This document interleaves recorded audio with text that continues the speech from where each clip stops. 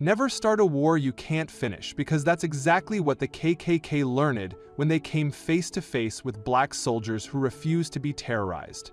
This is the untold story of how formerly enslaved men turned Union soldiers used one brilliant strategy to break the back of America's first terrorist organization, and why this chapter of history has been deliberately buried for over 150 years. Picture this. It's 1871 in York County, South Carolina, 6 years after the Civil War ended, and a black man named Jim Williams is walking through town in broad daylight wearing his Union Army uniform. This isn't just bold. This is basically asking for trouble in a place where 1,800 out of 2,300 white men belong to the Ku Klux Klan. But Williams isn't walking around unarmed and helpless. He's the captain of a black militia company. He's got dozens of armed men at his command, and he's made it clear that if the Klan keeps terrorizing his community, his soldiers are ready to shoot back. The Klan had never faced this kind of resistance before. For years they'd been riding through the South at night in their white robes and masks, whipping people, burning churches and schools, murdering black leaders, and nobody could stop them because local sheriffs were either Klan members themselves or too scared to intervene. But now there were black men with rifles, military training, and the legal authority to defend their communities, and the Klan was absolutely losing their minds over it. Let me take you back to understand how we got here, because this story starts with one of the boldest moves in American history. Right after the Civil War ended in 1865, Congress passed the Reconstruction Acts, which didn't just free enslaved people, they gave black men the right to vote, the right to hold office, the right to serve on juries. Basically all the rights that white Southerners had spent centuries denying them. And black people didn't waste a second. By 1868, black men were getting elected to state governments across the South. They were voting in huge numbers, they were running for Congress, they were building schools, they were buying land, they were living like free citizens for the first time in American history. White Southerners looked at all this and completely lost it. They'd just lost the Civil War. Their entire economy based on slavery was destroyed. And now the people they'd enslaved for generations were not only free but voting and holding political power, so they formed the Ku Klux Klan in Tennessee in 1866. Originally as a social club for Confederate veterans, but it quickly became something much darker. By 1868, the Klan had spread across almost every southern state. They weren't just a few angry men in hoods anymore. They were thousands of organized terrorists with a clear mission: destroy the Republican Party in the South, terrify black people out of voting, murder black leaders, and restore white supremacy by any means necessary. And they were incredibly effective at it. In the lead-up to the 1868 presidential election, the Klan murdered over 2,000 people in Arkansas, over 1,000 in Louisiana, and the numbers in Georgia were even higher. They would show up at people's homes in the middle of the night, drag them outside, whip them until they couldn't stand. Sometimes hang them from trees, sometimes shoot them and leave their bodies as warnings. Teachers at black schools were targeted, preachers were beaten, anyone who dared to vote Republican or speak out against the Klan became a target. And the really terrifying part was that Klan members weren't just poor, angry farmers. They were doctors, lawyers, wealthy landowners, Confederate generals, the most respected men in their communities, which meant they had protection, they had resources, and they thought they were untouchable. But here's where the story takes a turn. Some Southern governors looked at this terrorism and decided to fight back not with words or investigations, but with something the Klan never expected: organized military force led by black soldiers. Governor Robert Scott of South Carolina made the boldest move. He organized armed black militia companies with rifles, uniforms, official state authority, and he put black men who'd fought in the Union Army in charge of them. Men like Jim Williams, who'd escaped slavery during the war, joined the Union forces, fought under General William Sherman, and came back home determined to protect his community. Williams became captain of a Union League militia in York County. These weren't just random guys with guns, these were trained soldiers who knew how to organize, how to coordinate, how to use military tactics, and most importantly, they understood something that terrified the Klan: discipline beats chaos every single time. The Klan was used to terrorizing unarmed civilians in the dark. They'd ride up to someone's house, the victim would be alone and defenseless, easy to intimidate, easy to hurt, easy to kill. But now when they showed up, they might find armed militiamen waiting for them, ready to shoot back, and suddenly nighttime raids didn't seem so appealing anymore. In Arkansas, Governor Powell Clayton went even further. He raised militia units that were almost entirely black soldiers, and when the Klan activity exploded in 1868, Clayton declared martial law. His black militia seized the town of Centerpoint and took 60 prisoners. They made arrests in Hamburg. They killed and captured Klansmen in an engagement in Augusta. This was war. And here's the brilliant strategy that made all the difference. These black militias didn't just react to Klan violence, they prevented it by their very existence. By drilling in public, by showing up armed at polling places on election day, by making it clear that black communities were no longer defenseless, they changed the entire equation. Think about it from the Klan's perspective. They were bullies who relied on fear and surprise. They operated in the dark, they wore masks to hide their identities, they attacked people who couldn't fight back. But now there were organized black soldiers who weren't afraid, who knew who the Klan members were, who could match them in firepower, and who had the legal authority of the state government backing them up.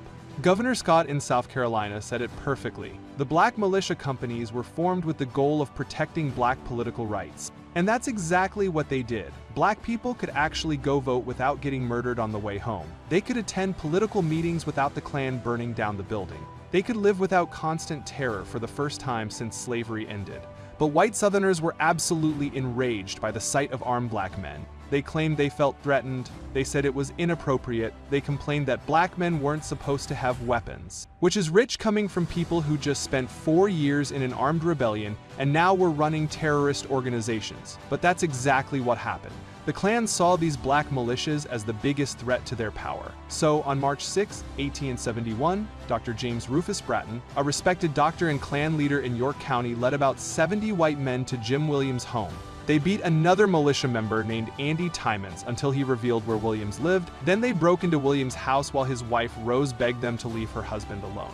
They found Williams hiding under the floorboards. They dragged him outside, put a noose around his neck, forced him to climb a tree branch, and when Williams grabbed the limb trying to save himself, a Klansman named Bob Caldwell hacked at his fingers with a knife until Williams fell and slowly choked to death while cursing his murderers. Several Klansmen then shot his hanging body multiple times. They left a mocking note on his corpse. Jim Williams on his big muster. They thought they'd won. They thought that by killing the militia captain, they'd terrified everyone else into submission. They had no idea they'd just made the biggest mistake of their lives. Because Jim Williams' murder didn't destroy the black resistance, it unleashed something the Klan couldn't handle: the full power of the United States federal government with a single-minded goal to wipe them out completely. Governor Scott had been begging President Ulysses S. Grant for help for months. He sent reports documenting hundreds of murders, thousands of whippings, schools burned down, churches destroyed, an entire campaign of terrorism that local authorities couldn't or wouldn't stop, and Williams' brutal killing was the final straw. Grant sent Major Lewis Merrill and federal troops from the 7th Cavalry to York County, not to negotiate, not to investigate, but to crush the Klan by any means necessary. And Merrill was exactly the right man for the job. He set up camp and immediately started offering protection to Klan victims who were willing to testify. This was genius. The reason Klan members never got convicted in local courts was because witnesses were too terrified to speak. They knew if they testified, the Klan would come back and kill their entire family. But Merrill sheltered witnesses at his army camp. He used federal troops to protect them. He paid spies to gather information. And he made it clear that anyone who came after his witnesses would face the United States Army. The evidence started pouring in. People testified about being beaten, about watching their neighbors get murdered, about the Klan's night rides, about who was under those masks. Merrill documented at least 600 whippings and 11 murders just in York County alone, and that was only what he could prove. The real numbers were probably much higher. Meanwhile, in Congress, Senator John Scott of Pennsylvania convened a committee to investigate Klan atrocities. 586 witnesses testified, including black men and women who spoke at enormous risk to themselves and their families, white Republicans, ex-Confederate generals, even some Klan members. Historian Henry Louis Gates, Jr. later called it the closest thing America ever had to a Truth and Reconciliation Commission after slavery. The testimony was absolutely damning. People described in graphic detail the Klan's campaign of terror: the rapes, the murders, the intimidation, the conspiracy to overthrow democratically elected governments, and Congress used this evidence to pass 3 enforcement acts between 1870 and 1871 that fundamentally changed the game. The First Enforcement Act made it a federal crime to interfere with someone's right to vote based on race. It gave federal courts power to prosecute these crimes. It authorized the president to use the army to enforce voting rights. And most importantly, it turned Klan terrorism from a local problem into a federal offense. The Second Enforcement Act put federal officials in charge of supervising elections in the South. No more local sheriffs who were Klan members looking the other way. Now you had federal marshals at polling places, federal judges overseeing the process, federal prosecutors ready to bring charges. The Third Enforcement Act, also called the Ku Klux Klan Act, was the nuclear option. It empowered the president to suspend habeas corpus, deploy federal troops, arrest people without charges, and use military force against terrorist organizations. Basically, President Grant got the authority to treat the Klan like the enemy combatants they actually were. And Grant used that power aggressively. On October 17, 1871, he declared 9 counties in South Carolina to be in active rebellion and suspended habeas corpus. Federal troops under Major Merrill executed mass arrests. Within months, Merrill arrested 169 Klan members just in York County. Hundreds more fled the state entirely, and nearly 500 surrendered voluntarily once they realized the federal government was serious. The trials started in November 1871 in Columbia, South Carolina. And here's another brilliant part of the strategy. These weren't trials in local courts with all-white juries full of Klan sympathizers. These were federal trials where black men could serve on juries, where judges appointed by President Grant presided, where prosecutors had the full resources of the newly created Department of Justice behind them. The conviction rate was incredibly high. The prosecutors secured convictions or guilty pleas in nearly every case they pursued. Defendants got sentences ranging from 3 months to 5 years plus fines. And more importantly, the message was crystal clear. If you join the Klan, if you commit terrorist acts, if you try to overthrow Reconstruction governments, the federal government will find you, prosecute you, and send you to prison. Dr. Bratton, the man who led the raid that killed Jim Williams, fled to Canada. He ended up in London, Ontario, living under an assumed name, always looking over his shoulder, never able to return home without facing prison. Dozens of other Klan leaders fled to other states or other countries. The organization that had terrorized the South for years suddenly found themselves as the hunted instead of the hunters. And here's the strategy that broke the Klan's back. It wasn't just the arrests or the trials or the military presence, it was the combination of all three working together. Black militias on the ground providing immediate protection and resistance, federal troops backing them up with overwhelming force, and federal prosecutors using new laws to actually convict terrorists in courts where justice was possible. By 1872, the federal government's willingness to bring its full legal and military power to bear had broken the Klan completely. Violence dropped dramatically across the South. Klan operations ended in South Carolina. The organization gradually withered away in other states. Attorney General Amos Ackerman, a former Confederate officer who switched sides after the war, led the prosecutions and showed that even white Southerners could choose justice over white supremacy. The first Ku Klux Klan was effectively destroyed. Not by appeasement, not by hoping they'd go away, not by thinking both sides had good points, but by black soldiers who refused to be terrorized, federal leaders who took terrorism seriously, and laws that gave the government power to actually protect citizens' constitutional rights. Arkansas Governor Clayton accomplished more than any other Southern governor in suppressing the Klan. His aggressive use of black militias virtually eliminated the organization in his state throughout the rest of Reconstruction, proving that when you give black communities the tools to defend themselves and back them up with state power, terrorism loses. Black people rebuilt their churches for the 4th time after the Klan burned them down.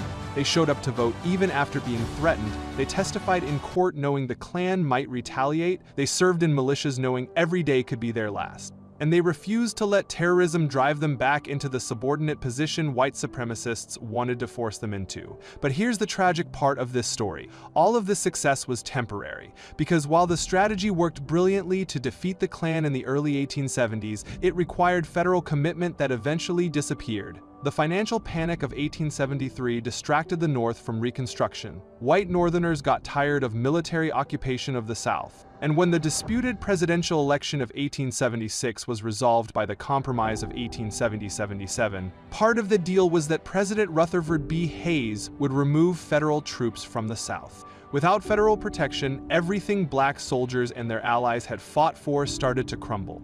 New white supremacist groups formed, calling themselves Red Shirts, White League, Rifle Clubs. They weren't called the KKK, but they did the same terrorism. And this time, there were no federal troops to stop them, no black militias with state backing, no prosecutors willing to bring charges. By the 1890s, white Southerners were openly bragging about having ridden with the Klan and saved the South from what they called Negro domination.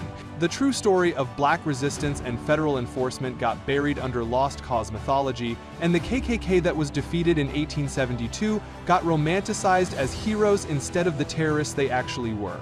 But for a brief moment between 1868 and 1872, black soldiers proved something crucial. Armed resistance combined with federal backing and legal prosecution could defeat organized terrorism. The strategy worked, the Klan was broken, and if the federal government had maintained its commitment, Reconstruction might have actually succeeded in creating real equality. Jim Williams died fighting for his community. But his resistance, combined with thousands of other black soldiers and the federal leaders who supported them, showed that terrorism can be defeated when good people refuse to back down and when the government actually does its job to protect all citizens equally. The lesson is simple. You can't negotiate with terrorists. You can't appease them. You can't hope they'll change their minds. You have to meet organized violence with organized resistance, legal authority, and the willingness to actually enforce the law no matter who the criminals are.